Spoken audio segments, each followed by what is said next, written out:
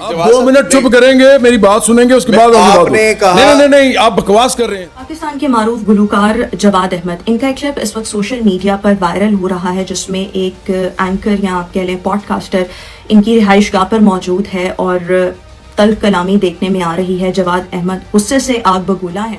बात करेंगे आप भाड़ में जाएं, आप भाड़ में जाएं मेरी तरफ से। और वो पॉडकास्ट छोड़कर उठकर चले गए, जिसके बाद वो गुस्से में भी दिखाई दिए। गुफ्तगू नहीं होगी, तो ना करो, भाड़ में जाओ, निकलो यहाँ से। और नहीं निकलो, ऐसे इसको निकालो भी बात। इस शख्स को अपनी रिहाइशगाह से चले जाने का भी कहते रहे और ये भी कहा कि मैंने तुम्हें इंटरव्यू के लिए नहीं बुलाया था, तुमने मुझसे टाइम लिया और मेरे पास इंटरव्यू के लिए आए। तुमने मेरे से इंटरव्यू का टाइम मांगा कि मैंने तुमसे कहा था क्या? मैंने हाँ, तो तुमने अगर मांगा है तो बदतमीजी ना करो, तमीज से बात करो। और फिर इसके साथ साथ वो इसके करीब भी आए और यूं लगा कि शायद उसका हाथ भी जो है वो मरोड़ रहे हैं